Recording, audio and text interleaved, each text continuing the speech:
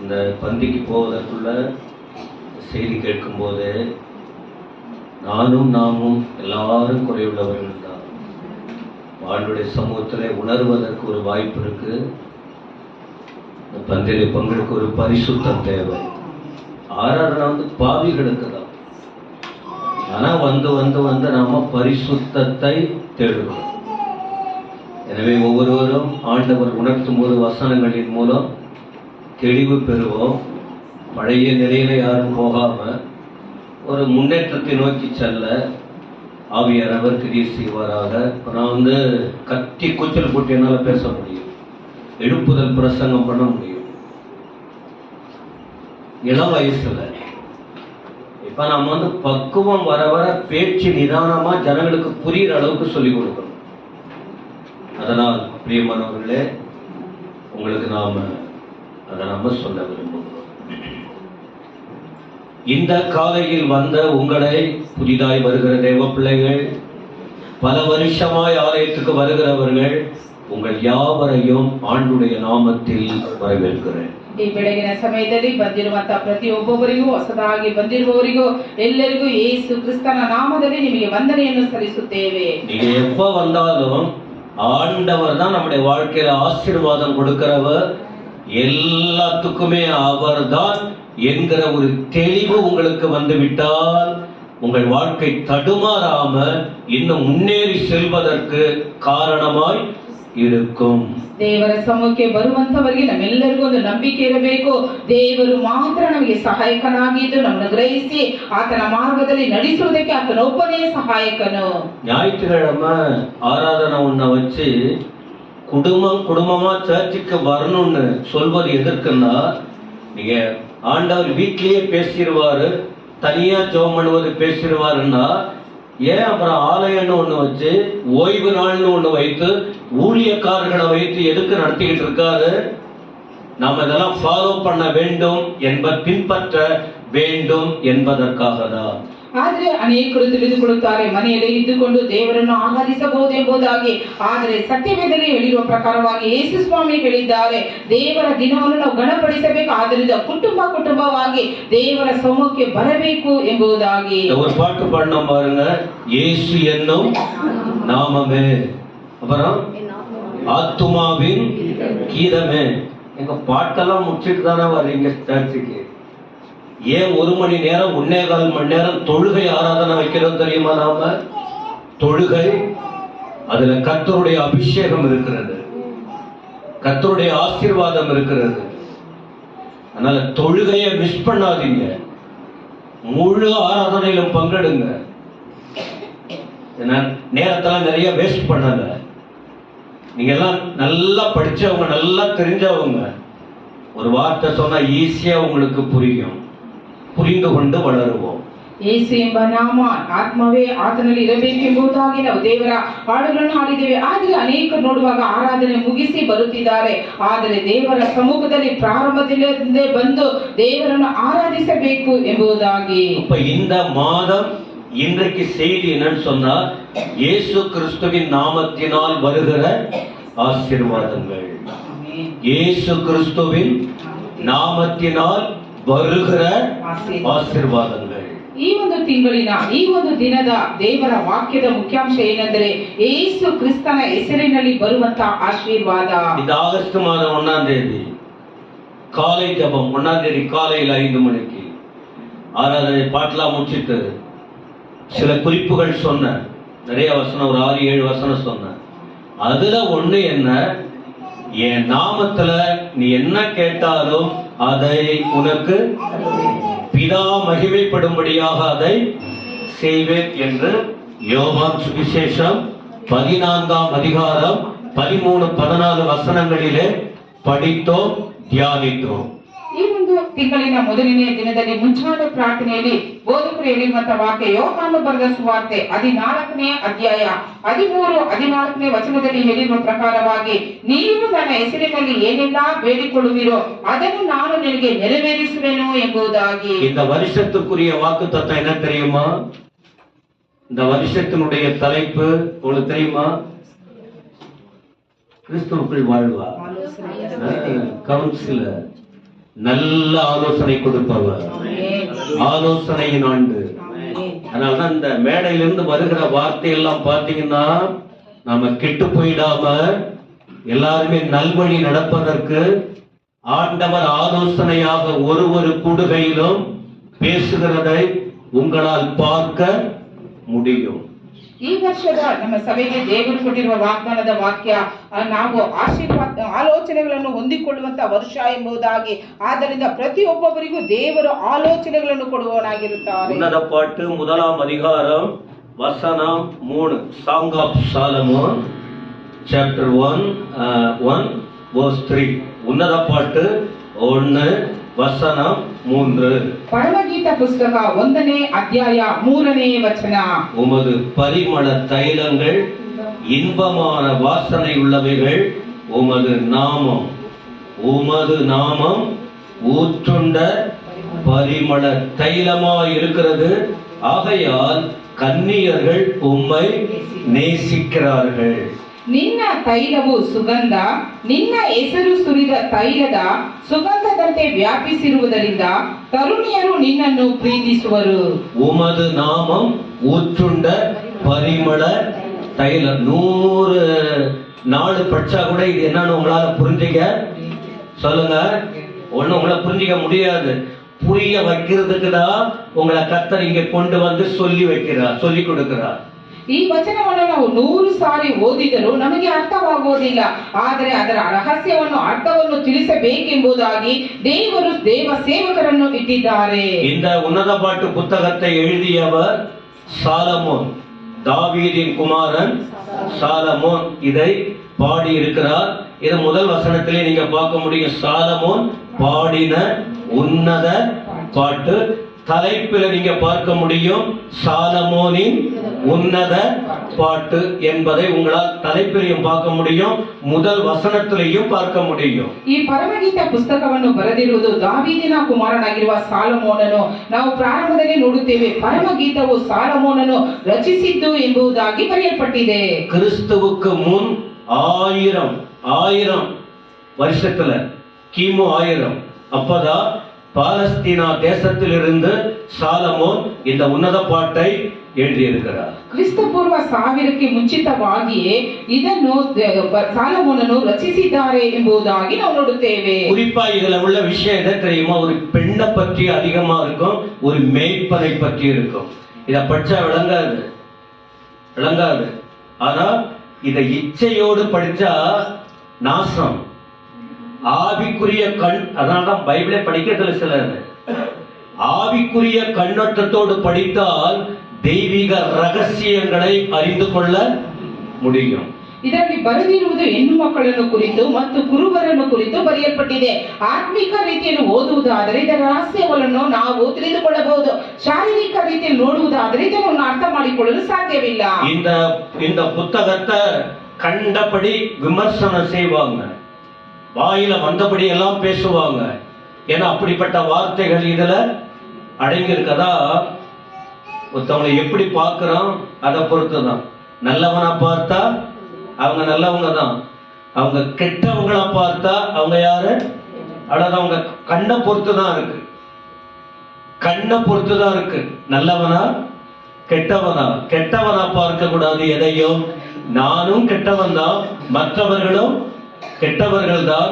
ஆனால் நான் நல்லவனாய் இருந்தால் கண்டிப்பா மற்றவர்களை எப்படி பார்க்கணும்? நல்லவர்களாய்.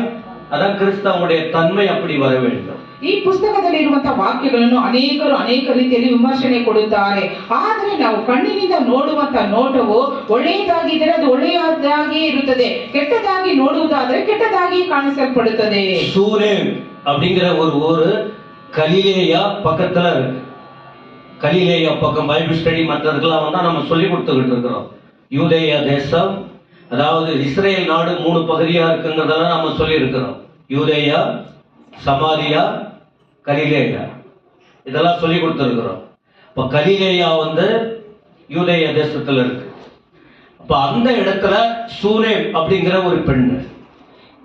ಇಸ್ರೇಲ್ ದೇಶದಲ್ಲಿ 3 ವಿಷಯಗಳನ್ನು ನಾವು ನೋಡುತ್ತೇವೆ. ಸಮಾರ್ಯ ಮತ್ತು ಯೆರೂಸಲೇಮ್ ಮತ್ತು ಯೆರೂಸಲೇಮ್, ಗಲಿಲಾಯ.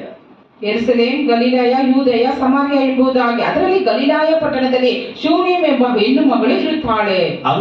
அந்த இடத்துல ஒரு மேய்ப்பன், ஆடு மேய்க்கிற மேய்ப்பன். இந்த பெண்ணும் ஆடு மேய்க்கிற பெண்ணு.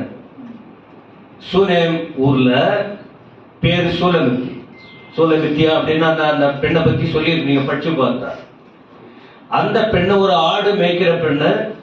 அந்த இடத்துல ஆடு மேய்க்கிற ஒரு மேய்ப்பன்.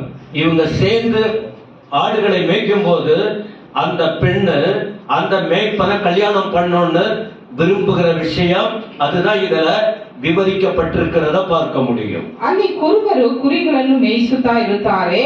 ಈ ಒಂದು ಹೆಣ್ಣು ಮಗಳು ಸಹ ಕುರಿಗಳನ್ನು ಮೇಯಿಸುವವಳಾಗಿದ್ದಳು. ಆದರೆ ಆ ಹೆಣ್ಣು ಮಗಳ ಕುರುಬನನ್ನು ಮದುವೆ ಮಾಡಿಕೊಳ್ಳಬೇಕೆಂಬುದಾಗಿ ಇರುವುದನ್ನು ಈ ಒಂದು ಪುಸ್ತಕವು ಇಲ್ಲಿ ಹೇಳಲ್ಪಡುತ್ತದೆ. இதற்கிடையில இந்த பெண்ணு சாலமோன் கண்ணுல படுறாங்க. இந்த பெண்ணு ரொம்ப அழகான பெண்ணா, ரொம்ப அழகு. சாலமோன் யாரையும் விட்டு வைக்க மாட்டாராம். இல்ல அப்படி சொல்லக்கூடாது, ஏன்னா அவருடைய அந்த காரியங்களை பார்த்தா அப்படிதான் இருக்கும். ஆனா அவர் ட்ரை பண்றாரு, அது நடக்கல. கடைசி அந்த மேய்ப்பனுக்கு சாலமோன் முக்கியமா இருந்து அந்த மேய்ப்பனுக்கு இந்த பெண்ணை கல்யாணம் பண்ணி வச்சிருந்தார். இதுதான் ಇದರ ಉಳ್ಳ ವಿಷಯ.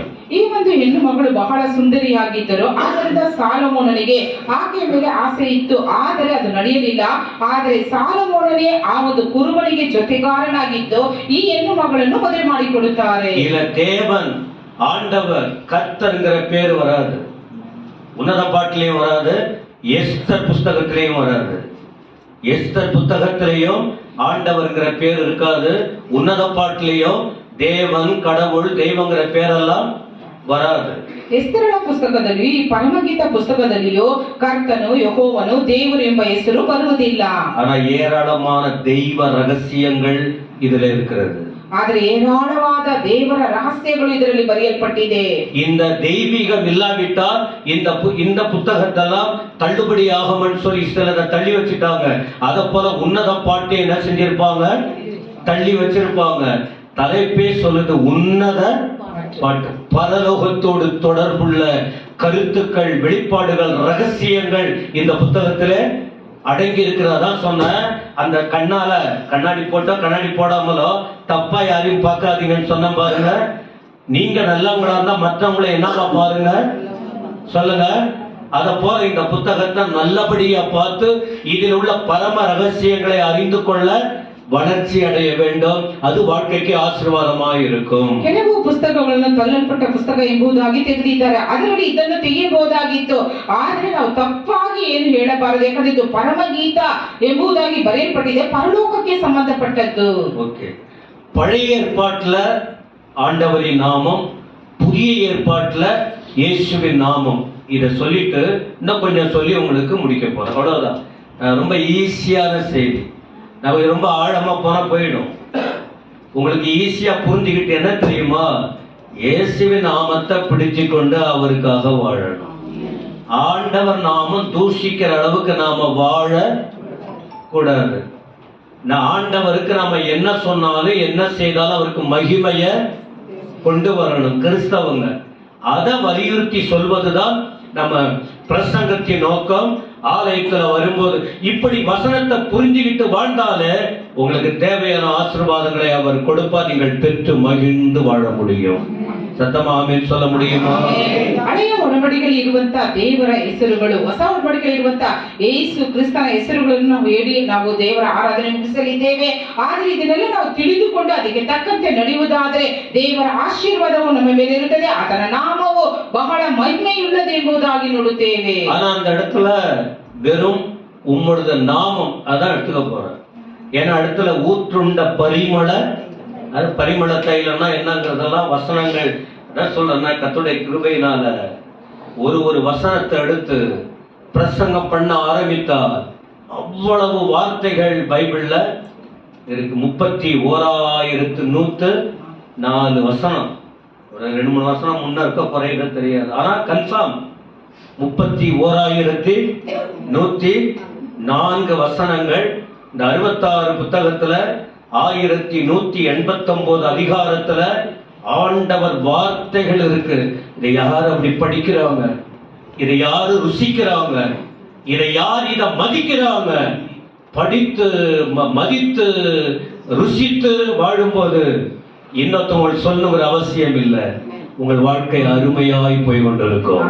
ಸತ್ಯವೇದದಲ್ಲಿ 66 ಪುಸ್ತಕಗಳಿವೆ, 1,189 ಅಧ್ಯಾಯಗಳಿವೆ, 31,104 ವಚನಗಳಿದೆ. ಆದರೆ ಇದನ್ನೆಲ್ಲ ಯಾರು ಓದಿ ಧ್ಯಾನ ಮಾಡುತ್ತಾರೆ? ಇಲ್ಲಿ ನಿನ್ನ ಹೆಸರು ಎಂಬುದನ್ನು ಮಾತ್ರ ನಾವು ಧ್ಯಾನ ಮಾಡಲಿದ್ದೇವೆ. யாக்கோபுக்கு ஆண்டவர் இப்படி சொன்னார். யாக்கோபு உங்க பேர் என்ன அப்படின்னு கேட்டார். யாக்கோபு பழைய ஏற்பாட்டுல உள்ள யாக்கோபு உங்க பேரு என்ன எனக்கு சொல்லணும் அப்படின்னு கேட்டார். ஆதியாகமம் 32:29 அது மேல கீழே படிச்சாதான் அந்த சம்பவம் உங்களுக்கு தெரியும். சொல்றாரு. ஏன்னா ஆண்டவர் யாருன்னு புரியுறதுக்கு அவ்வளவு ஆசை. கவனிக்கிறீங்களா? சர்ச்சுக்கு வர்றவங்களுக்கு உங்க ஆண்டவர் யாருன்னு உங்களுக்கு தெளிவு இருக்கணும். தெரிந்தா தடுமாற மாட்டோம். தெரியாததுனால்தான் சின்னதுக்கெல்லாம் விலகி போகிறோம். உன் புருஷன் யாருன்னு உனக்கு தெரியாம இருக்கணுமா? இருக்கலாமா? உங்க வீட்டுல உள்ள பிள்ளைகள் யாருன்னு உங்களுக்கு தெளிவு இருக்கணுமா இல்லையா? சொல்லுங்க. உங்கள் குல தெய்வம் பழச விடுங்க. இப்போ உங்க வாழ்க்கைக்கே முக்கியமான தெய்வம் யாரு? அவரை குறித்த ஒரு அறிவு தெளிவு நமக்கு வேண்டும். அந்த பைபிள்ல ஆசைப்பட்டாங்க. உமக்காக நாங்க வாழணும்னு விரும்புறோம், எங்களுக்கு நீங்க சொல்லி கொடுங்களேன் அப்படின்னு கேட்டாங்க. அந்தந்த இடத்துல பதில் சொல்லி கொடுக்கிறார். ஓ, எனக்காக இவங்க வாழ விரும்புறவங்க. இந்த ஆசை வேணும். ஆண்டவரை அறிந்து கொள்ள ಆಸೆ வேண்டும். ದೇವರನ್ನು ತಿಳಿದುಕೊಳ್ಳುವುದಕ್ಕೆ ಹೃದಯದಲ್ಲಿ ಆಸೆ ಇರಬೇಕು.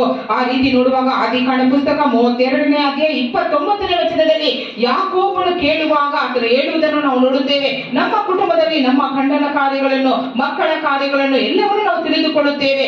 ಅದೇ ರೀತಿಯಾಗಿ ದೇವರನ್ನು ಯಾರು ಎಂಬುದಾಗಿ ನಾವು ತಿಳಿದುಕೊಳ್ಳಬೇಕು. எல்லாம் இருந்தது யாக்கோபுக்கு. ஆனா உள்ளத்துல சமாதானம் அவர் செய்த தப்பு.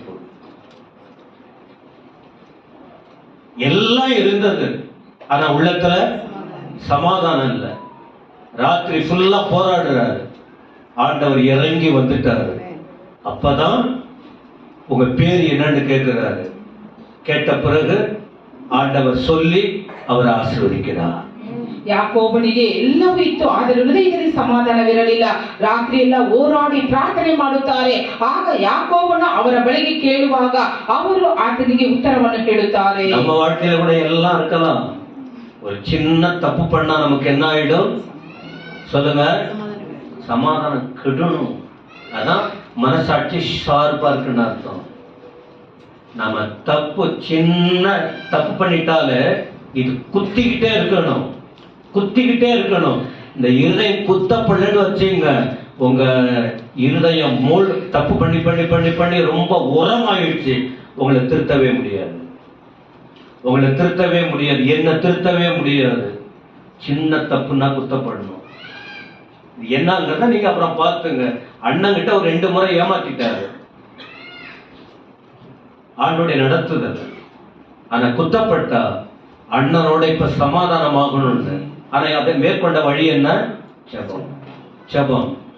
ஆண்டவரோடு இன்னொருவரோடு இருக்கிற சில குறைகளால ஆண்டவர்கிட்ட நீங்க ஜெபிக்க ஆரம்பித்தால் அந்த குறைகளையும் மாற்றுவார், உங்க வாழ்க்கையையும் மாற்றுவார். கல் நெஞ்சோட இருக்கக்கூடாது, ரொம்ப கடினமா ரொம்ப கல்லா இருக்கக்கூடாது. தூக்கம் வருதா சிலருக்கு? சொல்லுங்க, கையை வைக்காமன்னு சொல்லுங்க. நான் எக்ஸ்பிரஸ் போல பேச முடியும், ஆனா பாதி கூட உங்களுக்கு புரியாது. பாதி காதுல விழும், பாதி. நான் பேச காட்டிட்டுமா? இப்போ அந்த நிலையை விட்டு நான் மாறிட்டேன். இப்போ மூச்சு விடாம பேசுவோம் 1 மணி நேரம். அதே போல இப்ப பேச முடியாது. தேவ ஜனங்கள் கர்த்தருடைய வார்த்தையில் வளர வேண்டும். ನಾವು ತಪ್ಪು ಮಾಡುವಾಗ ನಮ್ಮ ಮನಸ್ಸಾಕ್ಷಿ ನಮಗೆ ಚುಚ್ಚಬೇಕು, ನಾವು ಅದನ್ನು ಬಿಟ್ಟು ದೂರ ಇರಬೇಕು. ಯಾಕೋಬನು 2 ಸಾರಿ ಅಣ್ಣನಿಗೆ ಮೋಸ ಮಾಡಿದರು, ಆದರೆ ಆತನ ಬಳಿಗೆ ಕ್ಷಮಾಪಣೆ ಇತ್ತು ಮತ್ತು ಪ್ರಾರ್ಥನೆ ಇತ್ತು. ಆ ಪ್ರಾರ್ಥನೆಯ ನಿಮಿತ್ತವಾಗಿ ಆತನಿಗೆ சமாதானವು ಬಂದಿತ್ತು. சரி, ஸ்பீடா போறேன். அது அந்த வேத பகுதியை படிச்சுக்கிட்டு நீங்க தியானிக்கணும். ஏன்னா இதை ஒரே குறிப்புல நாம நிட்டிடலாம், பேச்சை இழுத்துட்டு போயிடலாம், வேண்டாம். ஒரு 19 வசனம் சொல்றேன்னு சொல்லியிருக்கேன். 2வது, மோசே ஆண்டவர்கிட்ட கேட்கிறார், ஆண்டவரே உம்முடைய நாமம் என்ன? அப்ப அங்க சொல்லி கொடுக்கிறாரு, என்ன சொல்றாரு? நான் என்னைக்கும் இருக்கிற தேவன், நான் என்றைக்குமே. யாத்ராகமம் 3:14, யாத்ராகமம் 3:14 படிக்க முடியும். ವಿಮೋಚನಾ ಕಾಂಡ ಪುಸ್ತಕ 3ನೇ ಅಧ್ಯಾಯ 4ನೇ ವಚನ 14ನೇ ವಚನದಲ್ಲಿ ನೋಡುತ್ತೇವೆ, ನಿನ್ನ ಹೆಸರೇನು ಎಂಬುದನ್ನು ಕೇಳುವಾಗ ಇರುವಾತನೇ ಆಗಿದ್ದೇನೆ ಎಂಬುದಾಗಿ. அப்ப அந்த வார்த்தை கேட்ட பிறகுதான் அவர் ஊழியம் செய்கிற அந்த காரியம் உறுதிப்படுத்தப்படுகிறது. தேவனை நாம அறிந்து கொண்டால் அவரை குறித்து கேட்கணும். கேட்டுட்டு எதுக்கு தெரியுமா? வாயில பேசிட்டு வடை சுட்டுட்டு, இது மற்றவங்க அரசியல்வாதிகள் சொல்ற வார்த்தை, நாம அடிக்கடி அதை சொல்லணும். வாயில கேட்டுட்டு ஆண்டவரே ஆண்டவரேன்னு, காதல வசனத்தை கேட்டுட்டு நாம பாட்டுக்கு போகக்கூடாது. என்ன செய்ய தெரியுமா? கடவுளுக்காக அவருடைய அழைப்பை ஏற்று ஊழியம் செய்ய வேண்டும். நிறைய ஊழியம் இருக்கு, நிறைய ஊழியம் இருக்கு, நிறைய ஊழியம் இருக்கு. ஊழியம் செய்யணும். ஊழியம் செய்ய ஆசை இருந்தா பாஸ்டரோட சேர்ந்து, சபையோட சேர்ந்து செய்யுங்க. அது உங்களுக்கு ஆசீர்வாதமா இருக்கும். தனிக்காட்டு ராஜாவா போனீங்கன்னா ஆரம்பத்துல நல்லா இருக்கும், நல்லா கவனிங்க, பின்னாட்களில் பாதிக்கப்படும். ஒரு தகப்பனின் ஆசீர்வாதத்தோடு நீங்க போனீங்கன்னா உங்களுக்கு வாழ்க்கையில் மேன்மை அடையும். அல்லேலூயா. அதனால இதெல்லாம் புரிந்து கொள்ளுங்க. அழைப்பு உறுதிப்பட இந்த வார்த்தை கேட்ட பிறகு ஸ்ட்ராங் ஆயிட்டாரு மோசே. ಇಲ್ಲಿ ದೇವರ ವಾಕ್ಯಗಳನ್ನು ಕೇಳಿದ ತಕ್ಷಣ ಮೋಶೆ ದೃಢಪಡಿಸಿಕೊಂಡರು. ಅದೇ ರೀತಿ ನಾವು ದೇವರ ವಾಕ್ಯವನ್ನು ಓದುವಾಗಲೂ ಕೇಳುವಾಗಲೂ ಅದನ್ನು ಬಿಟ್ಟು ಬಿಡಬಾರದು, ಅದು ನಾವು ಉಪಯೋಗಿಸಿಕೊಳ್ಳಬೇಕು. ದೇವರು ನಮ್ಮನ್ನು ಯಾಕೆ ಕರೆದಿದ್ದಾರೆ? ಆತನನ್ನು ಸೇವೆ ಮಾಡುವುದಕ್ಕಾಗಿ ಎಂಬುದಾಗಿ. 3வது, நியாயாதிபதிகள் 3ஆம் அதிகாரம் 17-18. நியாயாதிபதிகள் 3:17-18. உங்களுக்கு புரியலன்னா ஸ்கிரீன்ல பார்த்துங்க. ஜட்ஜஸ் 3:17-18. அதுல மனோபா என்கிற ஒரு குடும்ப தலைவன், தகப்பன், தலைவர், அவனோடு கர்த்தர் பேசுறார். ನ್ಯಾಯಸ್ಥಾಪಕರ ಪುಸ್ತಕಗಳು 3ನೇ ಅಧ್ಯಾಯ 17-18ನೇ ವಚನದಲ್ಲಿ ಮನೋಹ ಎಂಬ ದೇವ ಮನುಷ್ಯನೊಂದಿಗೆ ದೇವರು ಮಾತನಾಡುತ್ತಾರೆ. 13 வரும். சாரி 13. பாருங்க, நாம எழுதி வச்சிருக்கிறது 3. அப்ப எனக்கு வசனம் தெரிகிறதுனால என்ன செய்யுது? உடனே சொல்றோம். பைபிள் படிக்க கொட்டேஷன் எந்த இடத்துல இருக்கு என்னன்னு தெரியும். 13 சாப்டர் 13ஆம் அதிகாரத்துல அதுல ஆண்டவர் பேசுறாரு. அப்ப பேசும்போது கேட்கிறார் 17ல, உங்க நாமம் என்ன? அப்ப சொல்றாரு, அவருடைய நாமம், என் நாமம் என்ன தெரியுமா? அதிசயம். இத பேசின பிறகு அப்புறம் அந்த குடும்பத்தை எப்படி நடத்தணும், பிள்ளையை எப்படி நடத்தணும், இல்ல கவனிக்கிறீங்களா? மனைவி, புருஷன், பிள்ளைங்க எப்படி வாழணும், அந்த தன்மையை கத்துக்கிறாங்க. உங்க நாமம் என்ன? அதிசயம். அதெல்லாம் ஓகே. ஆனா நீ உன் மனைவி உனக்கு கொடுக்க போகிற பிள்ளைய ஒழுங்கா வளர்க்கணும். சும்மா என்னன்னு கேட்டுட்டு ஓ இஷ்டத்துக்கு போக கூடாது. உன் குடும்பத்தை எனக்காக வளர்க்க வேண்டும். எத்தனை பேருக்கு இந்த கருத்துக்கள் புரியுது? எல்லாம் கத்துக்கணும்.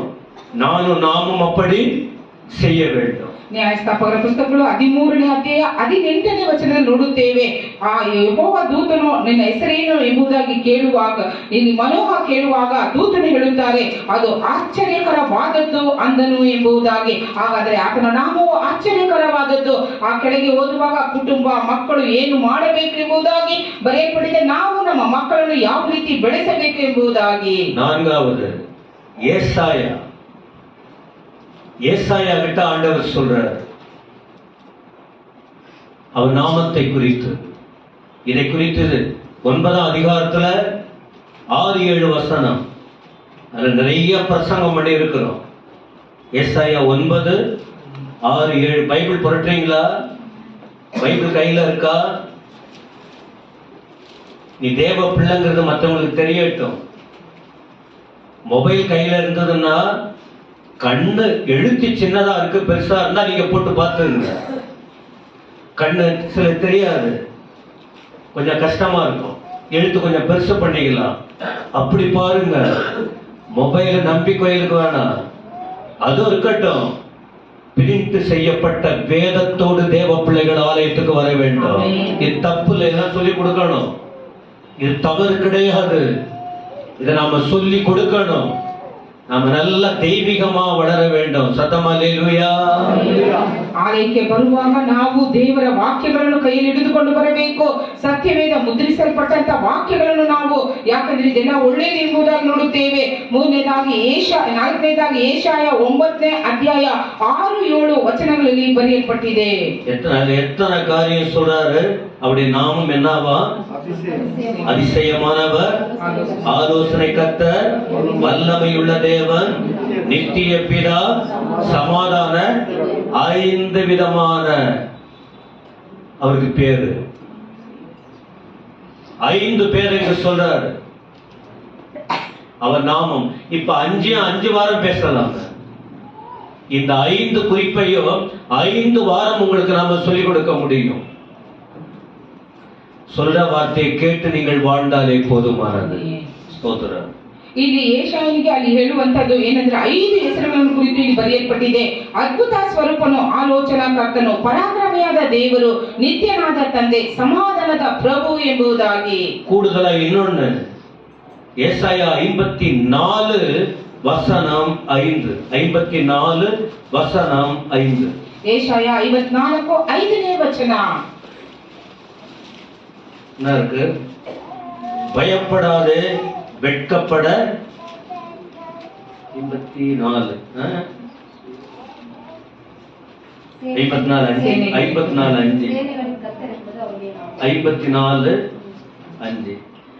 உன் சிருஷ்டிகரே, உன் நாயகர், சேனைகளின் கர்த்தர் என்பது அவருடைய நாமம். இஸ்ரவேலின் பரிசுத்தர் உன் மீட்பர், அவர் சர்வ பூமியின் தேவன். இதெல்லாம் வசனத்தை தியானிக்க ஆரம்பித்த நிறைய வார்த்தைகள் நம்ம பைபிள் ஸ்டடில ஃபாஸ்டிங் பிரேயர்ல சொல்லி கொடுத்தார். ராகாபை பற்றி 4 வாரமா பேசிக்கிட்டு இருக்கோம். நிறைய விஷயம் நம்ம ஆண்டவர் சொல்லி கொடுக்கிறார். ராகா ரொம்ப வைராக்கியமா கர்த்தர் இடைப்படுகிறார். ஆனா ஞாயிற்றுக்கிழமை அப்படி முடியல எனக்கு. இன்னைக்கு கர்த்தருடைய பந்தி வேற இருக்கு. தேவ ஜனங்கள் சொல்லப்படுற வார்த்தையை கேட்டு கர்த்தருக்காக வளரணும். இந்த தேவன் யார் என்ற தெளிவா அறிவு பிரசங்கிக்கிறவங்களுக்கும் கேட்கிறவர்களுக்கும் வேண்டும். எத்தனையோ வருஷம் வசனத்தை கேட்டு கொஞ்சம் கூட மாற்றம் இல்லாத போய்கிட்டு இருக்கிறோம். கொஞ்சம் கூட சேஞ்ச் இல்லாத போய்கிட்டு இருக்கு. வாழ்க்கை மாறணும். அதுதான் கர்த்தர் நம்மோட பேசிக்கிட்டு இருக்கிறார். கர்த்தருடைய வார்த்தையை கேட்டு வாழ்ந்தீங்கன்னா நீங்களும் உங்க குடும்பமும் சந்தோஷமா ஆசீர்வாதமா இருப்பீங்க. இல்லைன்னா கஷ்டம் படணும். பாஸ்ட குறை சொல்ல முடியாது, சர்ச்ச குறை சொல்ல முடியாது, பிரசங்கத்தை குறை சொல்ல முடியாது. தப்பு நம்ம கிட்ட தான் இருக்கு. தெளிவோடு வளருவோம். ಏಷಯ 54 5ನೇ ವಚನ. ನಿನ್ನ ಸೃಷ್ಟಿಕರ್ತನೇ ನಿನ್ನ ಪತಿ, ಆತನ ಹೆಸರು ಸೇನಾಧೀಶ್ವರನಾದ ಯೆಹೋವ, ಇಸ್ರಾಯೇಲಿನ ಸದಾಮಲ ಸ್ವಾಮಿಯು ನಿನ್ನ ನ್ಯಾಯ ಸ್ಥಾಪಕನಾಗಿದ್ದಾನೆ, ಸರ್ವ ಲೋಕದ ದೇವರೆಂಬ ನಾಮಧೇಯವನ್ನು ಹೊಂದಿರುವನು. இத போல பழைய ஏற்பாட்டுல நிறைய இருக்கு. உங்க நாம என்னன்னு கேட்டாதாங்க ஆண்டவர் பதில் சொல்லுவாரு. எல்லாம் கவனிக்கிறீங்களா? எனக்கு எல்லாம் தெரியும்ட்டு இஷ்டத்துக்கு ஓடக்கூடாது. கர்த்தர்கிட்ட கேட்டுக்கிட்டே இருக்கணும். வெறும் எனக்கு துணி கொடு, எனக்கு கழுத்துல போற மணி கொடு, இதையே கேட்டுக்கிட்டு இருக்க கூடாது. ஞானத்தை கொடுங்க, எனக்கு நல்ல புத்திய கொடுங்க, வேதத்தின் ஆழத்தை கற்றுக் கொடுங்க, பரலோகத்துக்குரிய சிந்தையை எனக்கு கொடுங்க. இப்படி கேட்கணும் நாம. கேட்டாங்க உங்க நாமம் என்ன? ஆண்டவர் சொன்னார். அதின்படி அவங்க வாழ்ந்தாங்க. அதின்படி வாழ்ந்தாங்க. கர்த்தருடைய வார்த்தை எனக்கும் நமக்கும் காதுல விழுவது எதற்குன்னு சொன்னார், நாம் கர்த்தருக்கு துரோகம் பண்ணாம அவருக்காக வாழ வேண்டும் ஒவ்வொருவரும். ಅದಕ್ಕದ ಕರ್ತನು ನಮ್ಮೊಡ பேசிக்கொண்டிருக்கிறார். ದೇವರ ವಾಕ್ಯವು ನಮ್ಮ ಕಿವಿಗಳಲ್ಲಿ ಯಾಕೆ ಬೀಳುತ್ತದೆ? ನಾವು ಅದನ್ನು ಕೇಳಿ ಆತನಿಗಾಗಿ ಜೀವಿಸುವುದಕ್ಕಾಗಿ ನಾವು ಐಶ್ವರ್ಯವನ್ನು ಸಂಪತ್ತನ್ನು ಕೇಳಬಾರದು. ದೇವರು ನನಗೆ ಜ್ಞಾನವನ್ನು ಕೊಡು, ತಿಳುವಳಿಕೆಯನ್ನು ಕೊಡು, ನಿನ್ನ ಸೇವೆಯನ್ನು ಮಾಡುವುದಕ್ಕೆ ಜ್ಞಾನವನ್ನು ದಯಪಾಲಿಸಿ ಎಂಬುದಾಗಿ ಈ ರೀತಿ ಹಳೆ ಒಡಂಬಡಿಕೆಯಲ್ಲಿ ಅನೇಕ ದೇವ ಮಕ್ಕಳು ಕೇಳುವಾಗ ದೇವರು ಆತನ ಹೆಸರನ್ನು ತಿಳಿಸಿದ್ದಾರೆ. இப்போ புதிய ஏற்பாட்டுக்கு வருவோம். புதிய ஏற்பாடு என்ன நாமம்? இதுக்கு முன்னால இயேசு கிறிஸ்துவ பழைய ஏற்பாட்டுல நிறைய இடத்துல அவர் தான் பேசிக்கிட்டு இருக்காரு. இயேசுங்கிற பேர்ல பேசல. இல்ல கவனிக்கிறீங்களா? இப்ப சொன்ன சேனைகளின் கர்த்தர், நீதியாகிய தேவர் அப்படியெல்லாம் ஆண்டவர் பேசிக்கிட்டு இருந்தாரு அவரை பத்தி. ஆனா புதிய ஏற்பாடு வரும்போதுதான் இயேசுங்கிற பேர்ல அதிகமா கர்த்தர் என்றும் இயேசு என்றும் சொல்வதை புதிய ஏற்பாட்டுல படிக்க முடியும். ಹಳೆಯ ಒಡಂಬಡಿಕೆಯಲ್ಲಿ ಯೇಸು ಕರ್ತನು ಎಂಬುದಾಗಿ ಬರಲಿಲ್ಲ, ಆದರೆ ನ್ಯಾಯವಂತ ದೇವರು, ನೀತಿಯುಳ್ಳ ದೇವರು ಎಂಬುದಾಗಿ ಬರೆಯಲ್ಪಟ್ಟಿದೆ. ಹೊಸ ಒಡಂಬಡಿಕೆಯಲ್ಲಿ ನೋಡುವಾಗ ಹೆಚ್ಚಾಗಿ ಯೇಸು ಕರ್ತನು ಎಂಬುದಾಗಿ ಬರೆಯಲ್ಪಟ್ಟಿದೆ.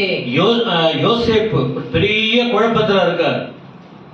மனைவியை தள்ளிவிட்டு மனைவியை தள்ளிவிட்டுலாம் ஒரு நீதிமான் குழப்பத்துல இருக்காரு. அப்பதான் ஆண்டவர் இயேசுங்கிற பேரை சொல்லி கொடுக்கிறாரு. ಯೋಸೇಫನು ಹೊಸ ಒಡಂಬಡಿಕೆಯಲ್ಲಿ ನೋಡುವಾಗ ನೀತಿಯುಳ್ಳ ಮನುಷ್ಯನಾಗಿದ್ದನು. ಅನೇಕ ವಿಷಯಗಳಲ್ಲಿ ಆತನು ಕಲಹದಿಂದ ಇರುವಾಗ ದೇವರು ಯೇಸು ಎಂಬ ಹೆಸರನ್ನು ಸೂಚಿಸುತ್ತಾರೆ. சர்ச்சுக்கு வரவங்க திருமணம் நடந்தால் டிவோர்ஸ் பண்ணக்கூடாது. சர்ச்சுக்கு வரவங்க, இது நீங்க தேவனுக்கு செய்யற துரோகம், அந்தந்த குடும்பங்களுக்கு செய்யற துரோகம். இந்த பனிஷ்மெண்ட் உங்க சந்ததியை தாக்கும். தெளிவா எழுதி கொள்ளுங்க. கல்யாணத்துக்கு முன்ன யோசிக்கணும். கல்யாணத்துக்கு முன்ன யோசிக்கணும், ஒத்து வருமா வராதான்னு. கல்யாணம் ஆன பிறகு அந்த பையனை பெண்ணை பிரிப்பு போன்ற சூழ்நிலைகள் கிறிஸ்தவ சபைகளில் இருக்க கூடாது. இது வேதம் ஒத்துக்கொள்ளவில்லை. ஏன் அப்படின்னு சொன்னால், யோசேப்பு மரியாளுங்கிற அந்த சப்ஜெக்ட் வர்றதுனால ஒரு வார்த்தையை உங்களுக்கு போடுற, ஏன்னா பின்னாட்களில் பாதிக்கப்படுவீங்க. உங்க வீட்டு ஆசீர்வாதம் போயிடும். நிம்மதியே நீங்க இருக்க முடியாது. நிம்மதியா இருக்க முடியாது. மற்றவங்கள கண்ணீர் விடுறதுக்கு நீ காரணமா இருந்தா உங்க சாவு நல்ல சாவா இருக்காது. புரிஞ்சு கொள்ளுங்க. முழு குடும்பமும் பாதாளத்துல போயிடும். இப்ப நல்லா இருக்கும், போக போக போக குடும்பம் அழிவையே சந்திச்சுக்கிட்டு இருக்கும். எல்லாரும் பார்த்து கேவலமா பேசுற அளவுக்கு மாறும். அதுக்காக இயேசுவை நம்புறீங்க? இது தேவையான வார்த்தை. நான் சொல்லிட்டேன், என் உள்ளத்துல உணர்த்துற வார்த்தையை சபைக்கு நான் சொல்லி கொடுக்கணும். சொன்னாதான் நாம ஞானமா நடப்போம். அதுக்காக நான் சொல்றேன். இது பிடிக்க, இப்படிப்பட்ட கருத்துக்கள் சொல்றது உங்களுக்கு பிடிக்காம நீ சர்ச்சை விட்டு நின்னா உன் ஆத்மாவுக்கு நான் பொறுப்பு இல்ல. தேவையில்லாதத சொன்னாதான் இது வேதத்தின் சார்பானது. ஞானமா நடந்து கொள்ளணும். யோசேப்பு தள்ளின்னு நினைச்சாரு, ஆண்டவர் தள்ள சொல்லல. டேய், இயேசு ஒருத்தர் பிறக்க போறாரு, ஆண்டவர் அங்க சொல்றாரு. இத ஆழமா புரிஞ்சுக்கிட்டு மாமியாருங்களும் மாமனாருங்களும் வீட்டுல பெரியவங்களும் ரொம்ப புத்திசாலிகள் போல பண்ணாதீங்க.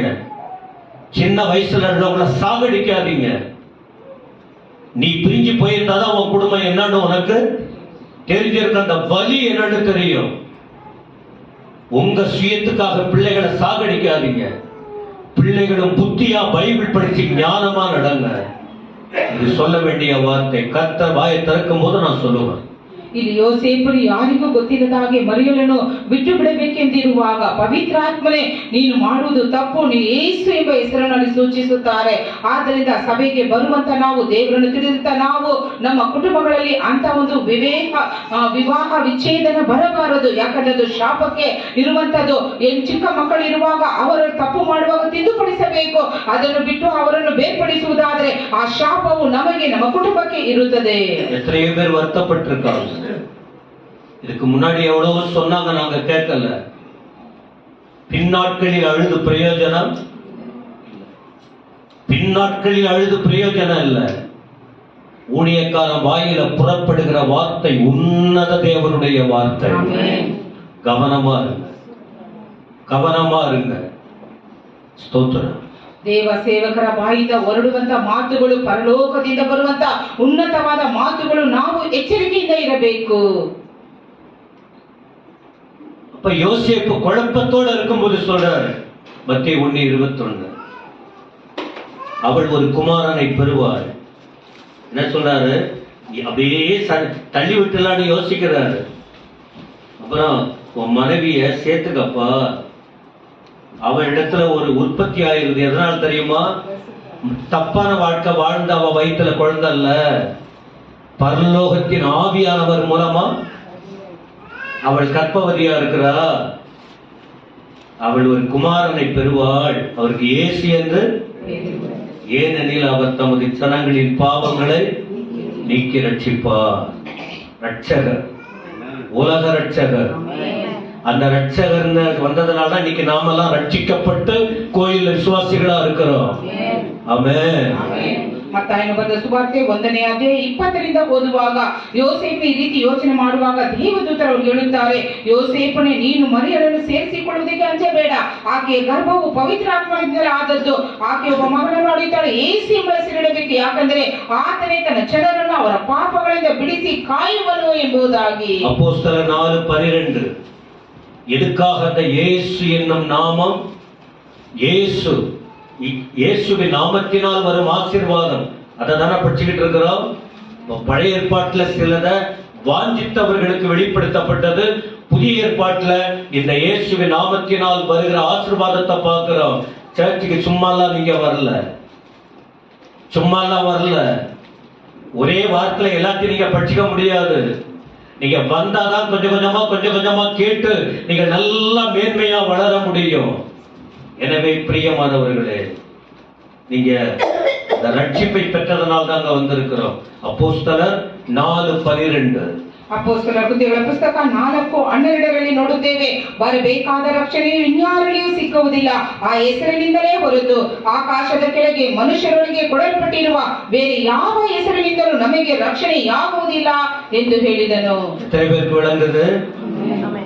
அவராலே அன்றி வேறு ஒருவராலும் ரட்சிப்பு. இயேசுவாதான் பிடிச்சுக்கணும் எல்லாரும். வேறு ஒருவராலும் ரட்சிப்பு இல்லை.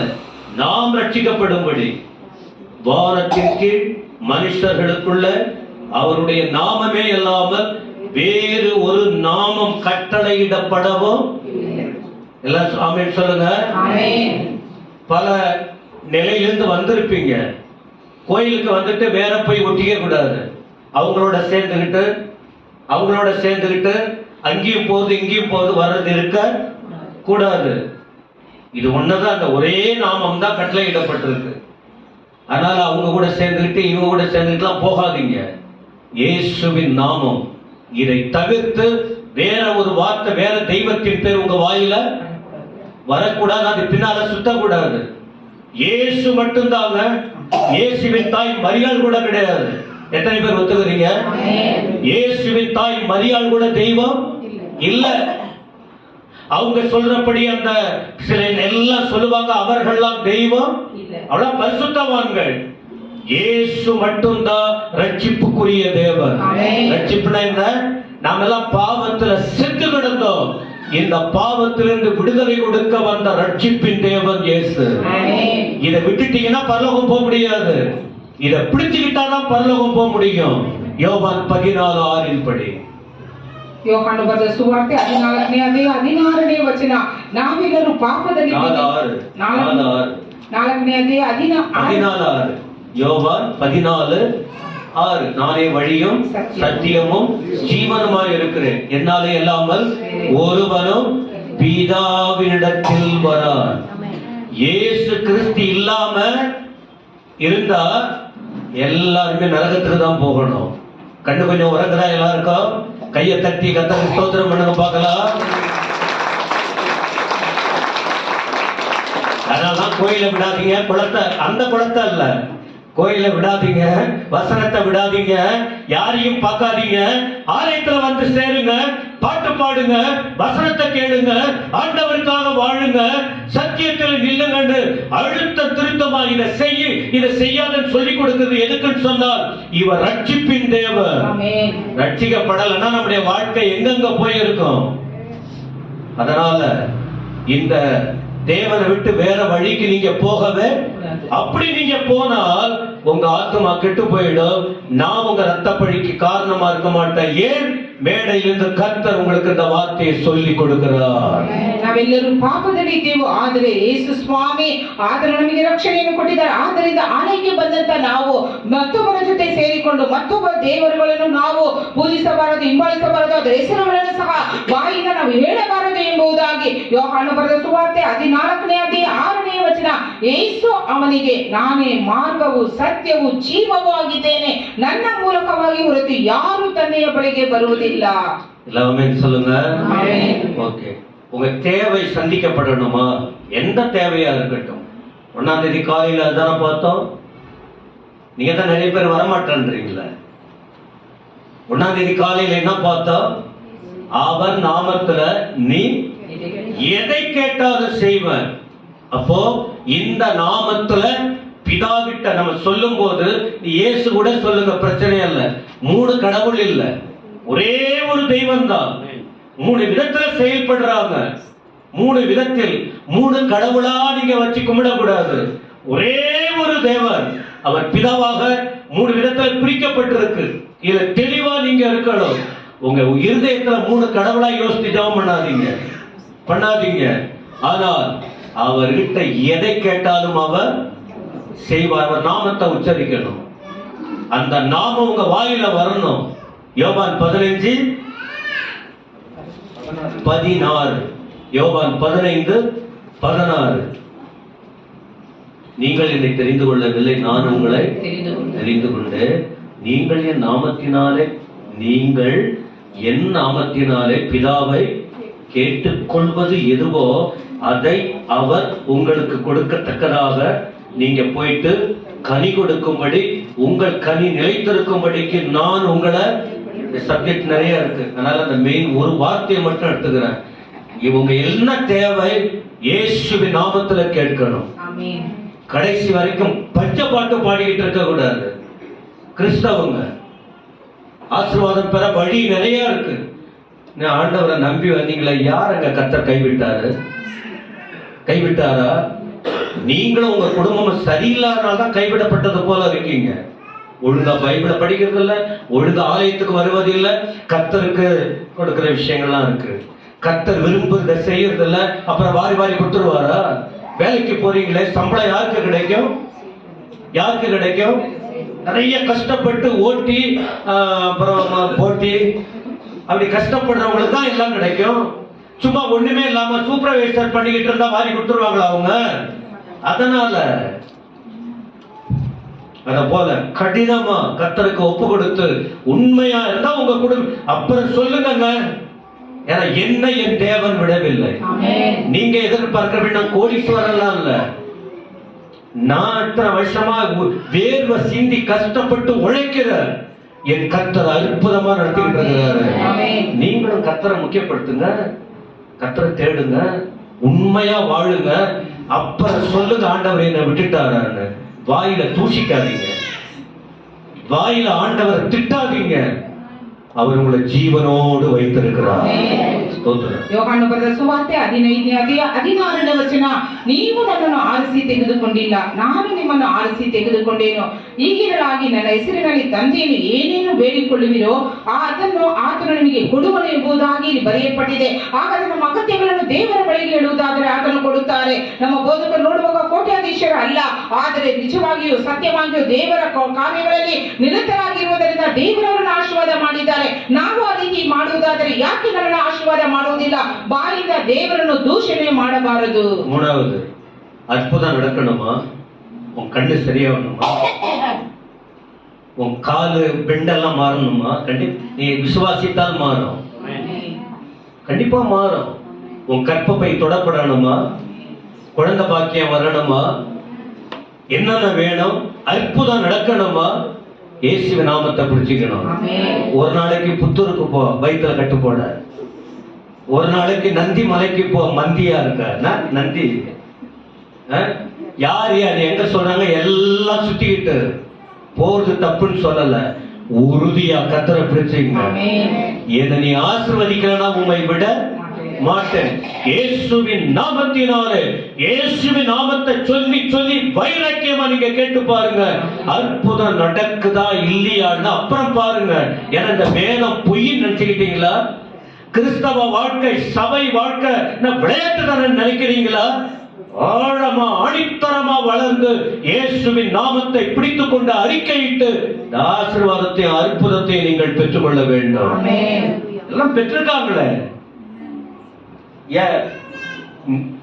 சொல்லிடுங்க. ನಾವು ದೇವರಿಂದ ಅದ್ಭುತಗಳನ್ನು ಹೊಂದಿಕೊಳ್ಳಬೇಕಾ? ಹಾಗಾದರೆ ಆತನ ಹೆಸರನ್ನು ದೃಢವಾಗಿ ಹಿಡಿದುಕೊಳ್ಳೋಣ, ಬಾಯಿಂದ ಆತನ ಹೆಸರುಗಳನ್ನು ಅರಿಕೆ ಮಾಡೋಣ. ಹಾಗಾದರೆ ಆತನು ನಮಗೆ ಸಹಾಯಕನಾಗಿರುತ್ತಾನೆ. பேசக்கூடாதுன்னு டாக்டர் எனக்கு அட்வைஸ். பேசாதற்கனா சொல்லுங்க. முட்டி போடக்கூடாது, ரொம்ப நேரம் நிக்க கூடாது, உட்கார்ந்துதான் இருக்கணும் டாக்டருடைய அட்வைஸ். நான் அப்படி இருக்கிறேன்னா சொல்லுங்க. இயேசுவின் நாமத்துல கத்துற, கூச்சல் போடுற, ஊரு உலகெல்லாம் போற, 10 சிங்கப்பூருக்கு வேற போறேன். நின்னுகிட்டு நடந்துகிட்டு துதிச்சுக்கிட்டு குதிச்சுக்கிட்டு என்ன பெரிய கால். இயேசுவின் நாமத்துல ஒண்ணும் என்ன கர்த்தர் வச்சிருக்காருங்க. ஏன்னா என்னை பலப்படுத்துகிற கர்த்தர் உங்களுக்கு அதை செய்வாரா செய்ய மாட்டாரா? அப்போஸ்தலர் 3ஆம் அதிகாரத்தில் தான் நான் சொல்லிக்கிட்டு இருக்கேன். 40 வருஷம் நடக்க முடியாதவனை நடக்க வைக்கிறதுக்கு 2 ஊழியக்காரர்கள் மூலமா உச்சரித்த இயேசுவின் நாமத்துல அற்புதம் நடக்குதுன்னா, இத்தனை வருஷம் சர்ச்சில் இருக்கிற நீங்க இன்னும் உங்களுக்கு என்ன சொல்லிக் கொடுப்பது? இன்னும் என்ன சொல்லிக் கொடுக்கிறது? இன்னையிலிருந்து நீங்க அற்புதத்தை பெற வேண்டும். அழுதுகிட்டு இருக்க கூடாது. ஆண்டவர் அனுமதிக்கிறார், வழி வேற. ஆனால் இயேசுவின் நாமத்தில் அன்றைக்கும் இன்றைக்கும் அற்புதம் நடக்கும். ஆனா அவர் சொல்றபடி நாம் ஒரு வார்த்தையை கேட்கணும். எத்தனை பேருக்கு இந்த வார்த்தை விளங்குது? அப்போஸ்தலர் 3ஆம் அதிகாரத்தின் 6ஆம் 7ஆம் வசனம். ನಮ್ಮ ಬೋಧಕರಿಗೆ ವೈದ್ಯರು ಹೇಳಿದರು, ಹೆಚ್ಚಾಗಿ ಮಾತನಾಡಬಾರದು, ಮೊಣಕಾಲು ಊರಬಾರದು, ನಿಂತುಕೊಳ್ಳಬಾರದು ಎಂಬುದಾಗಿ. ನಮ್ಮ ಬೋಧಕರು ಆ ರೀತಿ ಇರಲಿಲ್ಲ. ದೇವರಿಗಾಗಿ ಅವರು ಆಡುತ್ತಾ ಇರುತ್ತಾರೆ, ಮಾತನಾಡುತ್ತಾ ಇರುತ್ತಾರೆ, ಓಡುತ್ತಾರೆ, ಮೊಣಕಾಲೂರಿ ಪ್ರಾರ್ಥನೆ ಮಾಡುತ್ತಾರೆ. ದೇವರು ಅದನ್ನು ನೋಡಿ ಆಶೀರ್ವಾದವನ್ನು ಕೊಡುತ್ತಾರೆ. ಅಪೊಸ್ತಲರ ಕೃತ್ಯಗಳ ಪುಸ್ತಕ 3ನೇ ಅಧ್ಯಾಯ 6-7 ವಚನಗಳು. இன்னொரு வசனம் பிலிப்பியர் 2ஆம் அதிகாரம் 9-11.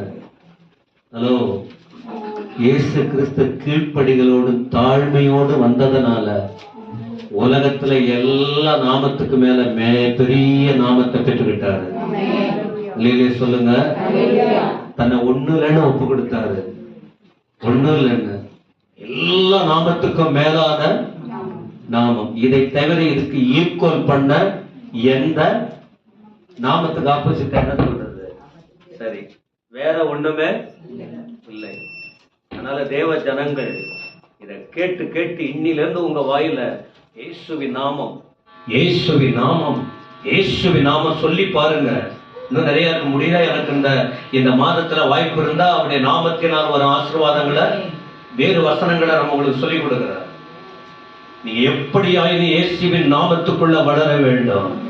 அற்புதம் பெற முடியும். கர்த்தரை செய்ய வல்லவராய் இருக்கிறார். ಫಿಲಿಪಿಯರಿಗೆ ಬರೆದ ಪತ್ರಿಕೆ 2ನೇ ಅಧ್ಯಾಯ 9-11 ನೋಡುವಾಗ, ಯೇಸುವಿನ ಹೆಸರಿನಲ್ಲಿ ಅಡ್ಡಬಿದ್ದು ಯೇಸು ಕ್ರಿಸ್ತನನ್ನು ಒಡೆಯನೆಂದು ಪ್ರತಿಜ್ಞೆ ಮಾಡಿ ತಂದೆಯಾದ ದೇವರಿಗೆ ಘನವನ್ನು ಸಲ್ಲಿಸುವರು ಎಂಬುದಾಗಿ. ಹಾಗಾದ್ರೆ ಆತನ ಹೆಸರು ಎಲ್ಲಾ ಶ್ರೇಷ್ಠವಾದ ಹೆಸರುಗಳಿಗಿಂತಲೂ ಉನ್ನತವಾದದ್ದು ಎಂಬುದಾಗಿ. உன்னத பாட்டு 1:3 என்ன சொல்லி இருக்கு? உமது நாமம் ஊற்றுண்ட பரிமள, அந்த பரிமள தைலம், அதை மட்டும் ஒரு செய்தி கொடுக்குறார் வேதத்துல. பரிமள தைலம், அது என்ன பரிமள தைலம்? இப்ப நான் அதை தொட விரும்பல. உமது நாமம் ஊற்றுண்ட பரிமள தைலம். அப்ப நாமம் அடுத்த அந்த வார்த்தை என்ன சொல்றாங்க? ஊற்றுண்டன்னா என்ன? கன்னடம் என்ன சொல்லி இருக்கு அப்படின்னா, பகிர்ந்து பாத்திரத்துல ஊத்துறதா? இல்ல, உடைய நாமம் ஊற்றுண்ட அதான் ஊற்றுதுன்னா என்ன? இருக்கின்ற ஒன்று மற்ற பாத்திரத்துல ஷேர் பண்றது, அதிகமா ஊத்துறது. ஒன்னா இருக்கிறது, ஒன்றா இருப்பது நிறைய பாத்திரங்கள்ல. அதாவது இன்னைக்கு உலகம் முழுவதும் ஊற்றுண்ட பரிமள தைலமா உலகம் முழுவதும் இந்த இயேசுவின் நாமம் ஊற்றப்பட்டு இருக்கிறது. உலகம் முழுவதும் இயேசு என்ற ஒரு நாமம் அடுத்த இருதயத்துக்கு போய் அவங்க வாயினால இயேசு இயேசு இயேசுன்னு சொல்லி உலகம் முழுவதும் பரிமளிக்கிறது, வாசனை வீசி கொண்டிருக்கிறது. ஹல்லேலூயா. பரிமள தைலம், அதுல ஒன்று குணம் வாசனை. துர்வாசனை அல்ல, நற்வாசனை, நல்ல வாசனை. இயேசுவின் நாமம் வாசனை வீசக்கூடிய ஒன்று. உலகம் முழுவதும் தெரியுமா உங்களுக்கு? உலகம் முழுவதும் அதிகமா ஃபர்ஸ்ட் இடத்துல யார் இருக்காங்க? கிறிஸ்தவங்க. உலகம் முழுவதும் ஒரு 220 240 நாடு இருக்குன்னு வச்சுங்க. உலகம் முழுவதும் நம்பர் 1 இடத்துல எது இருக்கு? கிறிஸ்டியானிட்டிய உலகம் முழுவதும் உள்ள அந்த வாசனை கொடுக்கப்பட்டிருக்கிறது. அதனால நீங்க துர்வாசனை அல்ல, வாசனையா இருக்கணும். ஊற்றுண்ட மற்ற இடத்தில் ஊற்றப்பட்டது. ಪರಮಗೀತ ಪುಸ್ತಕ 1:3 ನೋಡುತ್ತೇವೆ, ನಿನ್ನ ಹೆಸರು ಸುರಿದ ತೈಲದ ಸುಗಂಧದಂತೆ ವ್ಯಾಪಿಸಿರುವುದು ಎಂಬುದಾಗಿ. ಹಾಗಾದ್ರೆ ಲೋಕದಲ್ಲಿ ನೋಡುವಾಗ ಎಷ್ಟೋ ದೇಶಗಳುಂಟು, ಆ ದೇಶಗಳಲ್ಲೆಲ್ಲ ಯೇಸು ಕ್ರಿಸ್ತನ ನಾಮವು ವ್ಯಾಪಿಸಿಕೊಂಡಿರುತ್ತದೆ. ಅದು ಯಾವ ರೀತಿ ಅಂದ್ರೆ ಸುಗಂಧ ಅಂದ್ರೆ ವಾಸನೆ ಕೊಡುವಂತದ್ದು. ಆದ್ರೆ ನಾವು ದುರ್ವಾಸನೆ ಕೊಡುವಂತವರಲ್ಲ, ಸುವಾಸನೆಯನ್ನು ಕೊಡುವಂತವರಾಗಿರಬೇಕು. அப்ப இந்த ஊற்றுண்ட அப்படின்னா இன்னொன்னு என்ன சொல்லலாம்? கெத்சமனே தோட்டத்தில் அவருடைய நாமம் உடைய இயேசு என்ன பண்ணினார்? அவரே தன்னை பிதாவின் அனுமதியோடு தன்னை ஊற்றி ஒப்பு கொடுத்தார்.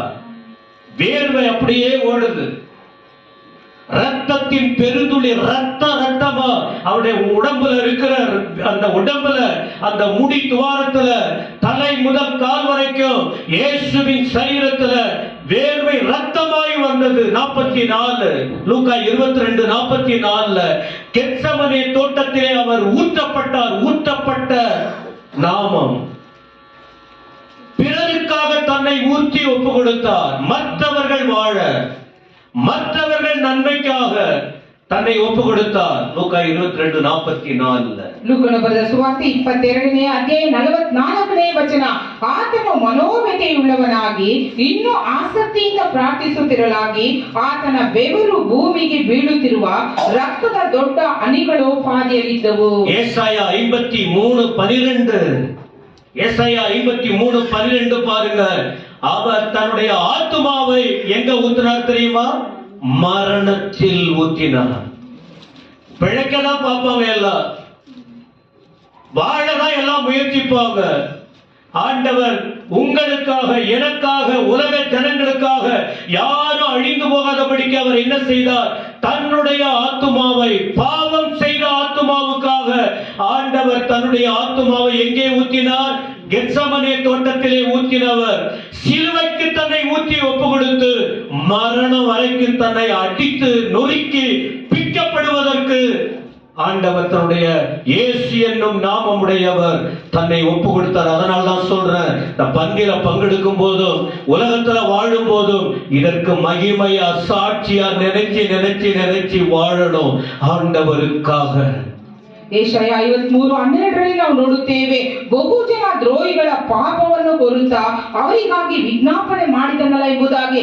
ಗೆತ್ಸೆಮನೆ ತೋಟದಲ್ಲಿ ತನ್ನ ಬೆವರು ರಕ್ತದ ಹಾಗೆ ಸುರಿದವು, ಆದರೆ ಇಲ್ಲಿ ಎಲ್ಲರ ಪಾಪಗಳಿಗಾಗಿ ಯೇಸು ಸ್ವಾಮಿ ಶಿಲುಬೆಯಲ್ಲಿ ತನ್ನ ರಕ್ತವನ್ನು ಕೊಟ್ಟರು. சரி, நேரமும் போகுது. ஒரு 3 வசனம் சொல்ற சங்கீதத்துல. அப்ப இப்படி எல்லாம் நாம இருக்கிறதுனால நாம சிலரை விட்டு விலகணும். இயேசுவின் நாமத்தை அறிந்து கொண்டவங்க, அந்த சபை மக்கள் கவனிக்கிறீங்களா? சிலரை விட்டு விலகணும், சிலரை விட்டு விலகிதான் ஆகணும். யார் யாரை விட்டு விலகணும்? சங்கீதம் 1:1 3 காரியம் அங்க இருக்கு. சங்கீதம் 1:1 3 விதமான கூட்டத்தை விட்டு போதகரும் நீங்களும் என்ன செய்யணும்? விலகணும். அப்பதான் அந்த இயேசுவின் நாமத்துக்கு மகிமையா சாட்சியா வாழ முடியும். சங்கீதம் 1:1 ಕೀರ್ತನೆ 1:1 3 ವಿಧವಾದ ಕಾರ್ಯಗಳಿಗೆ ಬರೆಯಲ್ಪಟ್ಟಿದೆ. ಅದರಿಂದ ಇರುವಂತವರು ಎಲ್ಲರೂ ನಾವು ದೂರ ಇರಬೇಕು. துன்மார்க்கருடைய ஆலோசனை கூடாது, பாவியின் வழி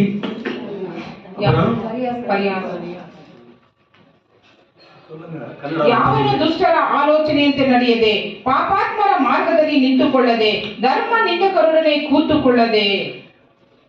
வாய்ப்பு இருக்கு, எல்லாரும் கூட தான் பழகுறோம், அவங்களோட போய் ஒட்டிக்க கூடாது. நம்ம தொடர்பெல்லாம் நீதிமான்களோட இருக்கணும். விளக்குதா உங்களுக்கு? கோயில்ல வந்துட்டு துன்மார்க்கன ஆலோசனையை கேட்க கூடாது. பாவிகள் வழியில கோயிலுக்கு வர மாட்டான். நாம் வாடாப்படம் தான் பேசணும், நம்ம வேற வழியில வராதவன. பெரியவங்கள தப்பாட்டுக்காதீங்க, நான் மட்டும் இல்ல, எல்லாருமே பேசுறாங்க. பிரதமரையே வாடாப்படம் பேசுறாங்க. இளம் வயதுள்ள ராகுல் காந்திய நல்லா செய்யறாருன்றாங்க. நாம அப்படி பேச வேணாம். துன்மார்க்கருடைய வழியில போகாத, பாவிகள் வழியில நிக்காதீங்க. பரியாசக்காரர் உட்கார இடத்துல உன் வாழ்க்கை வீணா போயிடும். கிறிஸ்துவின் நாமம் தூஷிக்கப்படும், கிறிஸ்துவின் நாமம் தூஷிக்கப்படும். தேவ பிள்ளைகள் அங்கெல்லாம் போனா வாய் செத்து போயிடும். கெட்ட வார்த்தை பேச ஆரம்பிச்சிருவோம், நல்ல வார்த்தை சொல்ல மாட்டோம். வசனத்தை குறித்துக் கொள்ளுங்கள். ದುಷ್ಟರ ಆಲೋಚನೆಯಂತೆ ನಾವು ನಡೆಯಬಾರದು, ಪಾಪಾತ್ಮರ ಮಾರ್ಗದಲ್ಲಿ ನಿಂತುಕೊಳ್ಳಬಾರದು, ಧರ್ಮ ನಿಂದಕರೊಡನೆ ಕೂತುಕೊಳ್ಳಬಾರದು. 6வது சங்கீதம் 8ஆம் வசனம்.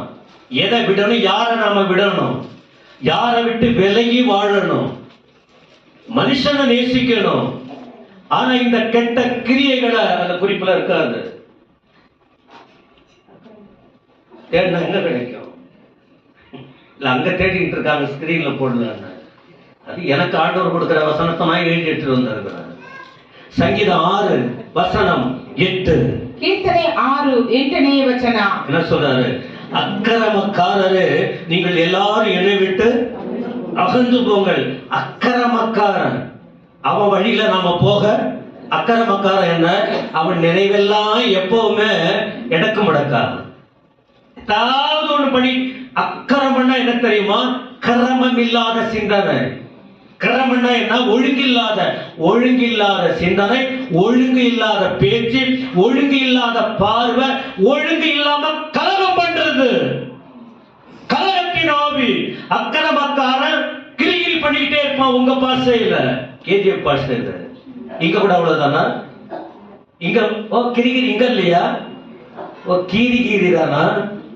ஓகே, பிரியமானவர்களே, நம்ம வாழ்க்கை மாறணும். பாஸ்ட் சொல்றத கேட்க மாட்டாங்க, கண்டடத்தையும் போவாங்க. ஆவிக்குரிய வாழ்க்கை பாதிக்கப்படும். ஜாக்கிரதையா, எச்சரிக்கையா இருக்கணும். ಧರ್ಮವನ್ನು ಮೀರಿ ನಡೆಯುವವರೇ, ನೀವೆಲ್ಲರೂ ನನ್ನಿಂದ ತೊಲಗಿ ಹೋಗಿರಿ ಎಂಬುದಾಗಿ ಬರೆಯಲ್ಪಟ್ಟಿದೆ. ಹಾಗಾದ್ರೆ ಕಲಹ ಮಾಡುವಂತವರ ಸ್ಥಳದಲ್ಲಿ ಇರಬಾರದು, ಅದಕ್ಕೆ ನಾವು ಹೊಂದಾಣಿಕೆಯನ್ನು ಆಗಬಾರದು. 26ஆம் சங்கீதம் வசனம் 5, 4-5. சங்கீதத்துல மட்டும் 3 வசனம் கொடுக்கிறேன். அடுத்து எனக்கு செய்தி வாய்ப்பு இருக்கும் போது இதை போல 4 குறிப்பு நான் உங்களுக்கு கொடுக்கிறேன். ஏன்னா வசனம் புரிஞ்சுக்கிட்டாதான் நம்ம எதை விடணும், எதை பிடிச்சுக்கணும், யாருக்காக வாழணும், எப்படி இருக்கணும், இதுக்கு முன்ன எப்படி இருக்கிறோம், இனி எப்படி இருக்கணும் என்ற தெளிவு உங்களுக்கு கிடைச்சிட்டா, அதன் பிறகு அப்புறம் நீங்க வாழ்வது வாழாதது உங்க இஷ்டம். உங்களுக்காக நாங்க கண்ணீர் விட்டு அழுது ஜெபம் பண்ணிக்கிட்டு தான் இருக்கணும். ஆமென். ಕೀರ್ತನೆ 26:4-5 ವಚನಗಳು. ನಾನು ಕುಟಿಲ ಸ್ವಭಾವಿಗಳ ಸಹವಾಸ ಮಾಡುವವನಲ್ಲ, ಕಪಟಿಗಳನ್ನು ಸೇರುವವನಲ್ಲ. ನನಗೆ ದುರ್ಜನರ ಕೂಟವು ಅಸಹ್ಯ, ದುಷ್ಟರ ಸಂಘವು ಬೇಕಿಲ್ಲ. வீணரோட உட்காராதீங்க. வீணர்னா யாரு? எப்பப்ப வேலைக்கு போக மாட்டான் அவன். ஒரு மரத்துக்கிட்டே உட்கார்ந்துருப்பான் எப்பவும். எங்கேயாவது உட்கார்ந்துட்டான், வாயை திறந்தாலே மற்றவங்களை பத்தி தான். ஏன்னா அவன் வேலை செஞ்சாதான் அவன் மைண்ட் எல்லாம் அதுல இருக்கும். கம்ப்யூட்டர் வேலை செஞ்சா அவன் மைண்ட்ல அதுல இருக்கும். ஏதாவது வெட்டுறது கட்டுறதுல இருந்தா அதுல இருக்கும். இவன் தான் என்ன சொல்றது, புரிஞ்சுக்கிட்டீங்களா? அதான் சொல்லுவாங்க, வீணா போனவனு ஒழுங்கா வீட்டு வேலையை கவனிடி.